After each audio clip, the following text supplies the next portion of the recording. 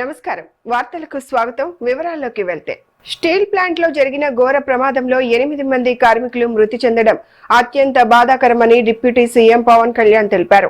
ప్రమాదంలో గాయపడి ఆసుపత్రిలో చికిత్స పొందుతున్న క్షతగాత్రులను పరామర్శించిన అనంతరం ఆయన మీడియాతో మాట్లాడారు. మృతుల కుటుంబాలకు 25 లక్షల చొప్పున పరిహారం అందించడంతో పాటు కుటుంబ సభ్యుల్లో ఒకరికి ఉద్యోగం కల్పిస్తామని ప్రకటించారు. అలాగే గాయపడిన వారికి 10 లక్షల చొప్పున ఆర్థిక సాయం అందజేస్తామని వెల్లడించారు. భవిష్యత్తులో ఇలాంటి ప్రమాదాలు పునరావృతం కాకుండా కట్టుదిట్టమైన చర్యలు తీసుకుంటామని పేర్కొన్నారు. ప్రమాద ఘటనపై ప్రత్యేక కమిటీతో సమగ్ర విచారణ జరిపించి నివేదిక ఆధారంగా తదుపరి నిర్ణయాలు తీసుకుంటామని చెప్పారు. జరిగిన 4 గంటల 15 నిమిషాలకి మన స్టీల్ ప్లాంట్ మెల్టింగ్ షాప్ 1 దగ్గర ఒక sudden explosion liquid molten steel ని పట్టుకుని ఒక బకెట్ లాంటిది ఉంటుంది దాని ల్యాడర్లలో అది బ్లాస్ట్ అయింది. ఆ బ్లాస్ట్ అవడంలో దాదాపు నిన్న మనందరికీ తెలిసింది దాదాపు 8 మంది చనిపోయారు, ఒక 6 మంది గాయపడ్డారు, తీవ్ర గాయాలని. సో వాళ్ళు 2 క్రిటికల్ కండిషన్ లో, 6 మంది ఇంకా మేజర్ క్రిటికల్ కండిషన్ లో ఉన్నారు. ఇంకా వాళ్ళు ఎలా ఉంటుందని మనస్ఫూర్తిగా మేము బాగుండాలని ఆకాంక్షిస్తున్నాం. వాళ్ళని కూడా పరామర్శకెళ్తాను. అలాగే ఇంకొక 2 ఇప్పుడే ఇందాక కిమ్స్ లో చూసి రావడం జరిగింది. వాళ్ళ ప్రాణాపాయానికి బయటపడ్డారు. ఇప్పుడు ఇందాక లోపలికి పోయి మొత్తం చూస్తూ ఉంటే కార్మికులు కూడా కొంతమంది ఇంటరాక్ట్ అయ్యారు.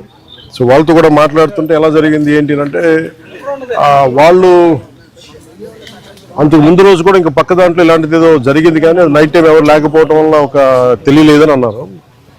ఇది బేసిక్ ఇది ఎంత సేఫ్టీ ప్రోటోకాల్స్ ఎంత జరిగినాయి, ఎంత మెయింటైన్ చేశారు సేఫ్టీ ప్రోటోకాల్స్. అలాగే మేజర్ కనిపించేది అప్గ్రేడేషన్ ఆఫ్ స్టీల్ ప్లాంట్ మేజర్గా చూస్తుందంటే ఇప్పుడు దాకా నేను దాడులు నిన్న నుంచి అడుగుతూ ఉన్నాను, అసలు ఇలాంటి సంఘటన ఎక్కడైనా జరిగిందా, ఇంతకుముందు జరిగిందా అంటే లాస్ట్ 33 years 36 yearsలో ఎక్కడ జరగలేదు ఇలాంటి ఇన్సిడెంట్ అని చెప్తా ఉన్నాను. నాకు వచ్చిన ఇన్ఫర్మేషన్ ఇలాంటి పర్టికులర్ స్టీల్ ప్లాంట్ బిలాయ్ ఉంది కానీ మిగతా అన్ని కొంచెం డిఫరెంట్ స్టీల్ ప్లాంట్స్, ఒకటి మెషినరీ కానీ ఒకటి అప్గ్రేడేషన్ కానీ కొంచెం డిఫరెంట్గా ఉంటుంది. దీనికి లాగా ఉండేది ఒక బిలాయి తప్ప మిగతాయి కొత్తగా ఉంటాయి. అది ప్యారలల్గా మిగతా చోట్ల ఎక్కడ జరుగుతున్నాయని చైనాలో కూడా జరిగింది కానీ ఇంకొక ఫ్రాన్స్లో కూడా జరిగింది కానీ ఇలాంటి సంఘటన అయితే జరగలేదు. ఈ పర్టికులర్ ల్యాడల్ ఈ మోల్టెన్ లావాని క్యారీ చేసే బకెట్ ఏమన్నా చేసే ల్యాడల్ అనే బకెట్ ఇప్పుడు బ్లాస్ట్ అవటం చూడలేదు, ఇప్పుడు జరగలేదు అని చెప్తా ఉన్నారు. అక్కడ కూడా డిఫరెంట్ బ్లాస్ట్ జరిగినాయి, బట్ ఈ కైండ్ ఇప్పుడు జరగలేదు. అందుకని ఇప్పుడే బొకారో స్టీల్ ప్లాంట్ నుంచి నాకున్న ఇన్ఫర్మేషన్ ఒక 3 men కమిటీ ఒకళ్ళు వచ్చి ఫామ్ చేస్తే వాళ్ళు ప్రిలిమినరీ ఇన్వెస్టిగేషన్స్ కూడా వస్తారు. ఏ నేపథ్యంలో జరిగినాయి, సేఫ్టీ ప్రోటోకాల్స్ ఎలా ఉన్నాయి, సేఫ్టీ ఆడిట్ ఎలా జరిగింది, ఇవన్నీ పరిగణలో తీసుకొని వాళ్ళు చేశారంటే ఇవన్నీ సీరియస్ ఇష్యూస్ కాబట్టి కూర్చోబెట్టి ఒక ప్రెస్ మీట్లో ఇది ఒక ఎమోషనల్ గానో ఏదైనా కూర్చోబెట్టి సడన్గా ఒక మాట అనేయకూడదు. అది మా అందరి మీద బాధ్యత ఉంది. అందుకని ముందు ప్రభుత్వ పరంగా కానీ మొత్తం అసలు ఒక్కొక్క రెగ్యులర్ ఎంప్లాయీస్ ప్రాణాలు కోల్పోయిన వాళ్ళందరికీ కూడా 1,72,00,000 వారికి అందజేయడం జరుగుతూ ఉంది.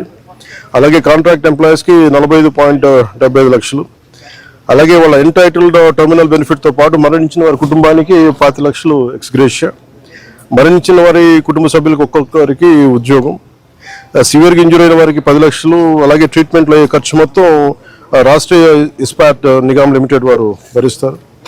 అలాగే స్టీల్ ప్లాంట్ ఉద్యోగుల పిల్లల చదువులు ఏ విధంగా అయితే కొనసాగుతున్నాయో అదేవిధంగా మరణించిన వారి పిల్లలకు కూడా అది వర్తిస్తుంది. వారి చదువు అలాగే కంటిన్యూ అవుతుంది. మరణించిన వారి national date of superannuation that means retirement ఏ రోజు వరకు అయితే ఉంటుందో అప్పుడు దాకా వారి కుటుంబ సభ్యులు స్టీల్ ప్లాంట్ క్వార్టర్స్లోనే ఉండొచ్చు. అలాగే ఎవరైతే కుటుంబ సభ్యులు స్టీల్ ప్లాంట్ టౌన్షిప్ బయట ఉన్నారో వారు కూడా ఇఫ్ దే డిజైర్ అంటే వాళ్ళు కోరుకుంటే ఆ స్టీల్ ప్లాంట్ క్వార్టర్స్లో కూడా వాళ్ళు కూడా ఉండొచ్చు.